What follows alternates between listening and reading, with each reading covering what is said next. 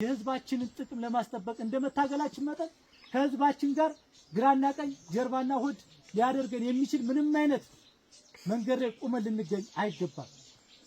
የህዝብ በማንኛውም መንገድ እያወቅንም ቢሆን ሳናቅ በስተት እንኳን አንድም ጥያቄ ሊያቀርቡብን አይገባም። በፍጹም የአማራ ህዝብ ባይናችን የምናየው እማናየው የሚያጎርሰንም የማያጎርሰንም የራሳችን ወዳጅ እንደሆነ ማሰብ ተገቢነት አለ። የምንታገልለት እኛን አይቶን እንኳን ለማያቅ ህዝብ እንደምንታገል ማሰብ ተገቢነት አለ። እንደነገርኳችሁ ለማንነታችንና ለህዝባችን ስለምንታገል ከህዝባችን በተቃራኒ ሊያስቀምጡን የሚችሉ ግሳንግስ ምክንያቶችን ማራግፎ መጣል ያስፈልጋል። ለምን ሲባል ለዓላማ ሲባል ዓላማ ይቀድማል። የምንታገልለት ዓላማ ከሁሉ ነገር በላይ ነው። ቢደክመን ብንዝል ባይመቸን ዓላማችን ልንጥል አይገባም። ዓላማውን ያዘ ሰው ያሸንፋል። እዚህ ያለ ሰው የሚሰባሰበው ዘመድ ስለሆነ አይደለም። እኛና እናንተ ከፊትና ከኋላ እዚህ ቁመን የምንነጋገረው ስለምንበላለጥ አይደለም። ዓላማችን ያሰባሰበን በማንኛውም መከራና ችግር ውስጥ ቢሆን ዓላማችን አንለቅም። እርግጠኛ ናችሁ አይደል? በጣም ጥሩ። ስለዚህ የያዛችሁት አፈሙዝ ወደ ጠላት የሚተኮሰው ለዓላማ ነው። ጨብጣችሁ የምትይዙትም ለዓላማ ነው። ይዛችሁት የምትንቀሳቀሱም ለዓላማ ነው።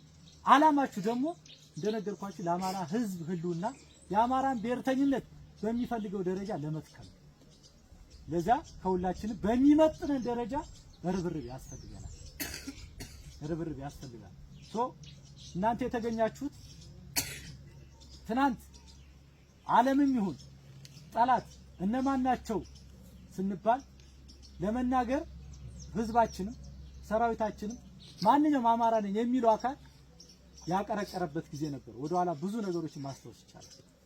አማራ ነኝ ብሎ ለመናገር ያቀረቀረበት ታስታውስ ከሆነ በአዴቱ መድረክ አርበኛ ዘመነ ካሴ እናንተ መጥሪያ ላይ ማየት ይችላል።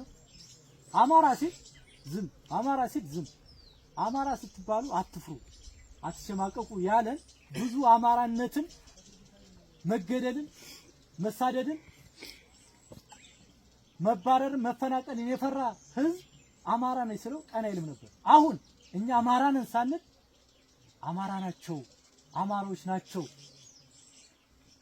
የምስራቅ አፍሪካን ፖለቲካ አይደለም የአፍሪካን ቀንድ ፖለቲካ በዓለም ላይ ትኩረት የሳበ አማራነት ነው የተፈጠረው።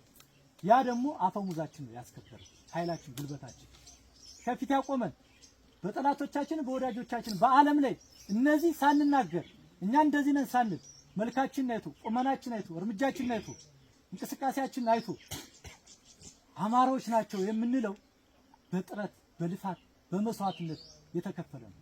ስለዚህ የእናንተ አማራነት ለአማራው ትክክለኛ ዋጋ በመክፈል የሚረጋገጥ ነው እንጂ ከዚህ በኋላ አማራ ነን ማለት ብቻ በቂ አይደለም ማለት ብዙ አማራ ነኝ ይላል አይደል የተቀምጦ አይደለም። አማራነት በዚህ ሰዓት በአማራነት ውስጥ ሊያስከፍል የሚገባውን የአማራነትን መስዋዕትነት መቀበል ያስፈልጋል፣ መክፈል ያስፈልጋል፣ አበርክቶ መስጠት ያስፈልጋል። ለዛ ነው ደረታችን ነፍተን እኛ የምንናገረው አለን። ይሄ ድምጽ የአማራ ነው፣ የአማራ ነው።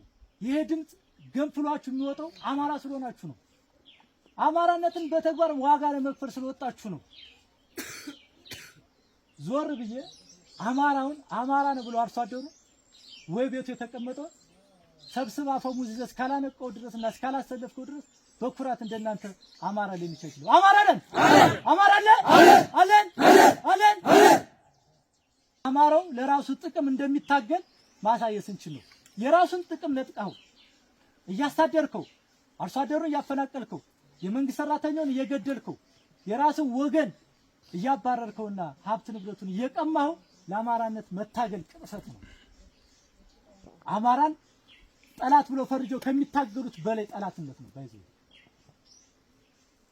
የራሴ ልጅ ነው ብሎ ላንተ አሰልጥኖ አስታጥቆ ያለውን አበርክቶ ሰጥቶ መልሰ ህዝብን የምትወጋ ከሆነ ይሄ ምንድነው? ከባንዳነትም በላይ ባንዳነት ነው። ስለዚህ አለመታገል ይሻላል። ነገር ግን እናንተም ከናንተ በፊት የነበሩ ጓዶች ወደፊት የሚመጣው ታጋይ ለአማራነቱ ነው እንጂ አማራውን የሚታገል አይደለም። አማራውን የሚታገሉትን ባንዶች ቅድም እነዘይሌ እነበላያ ሲነግሯችሁ ነበር። ስለዚህ እናንተ ለዓለማችሁ መጽናት ያስፈልጋል።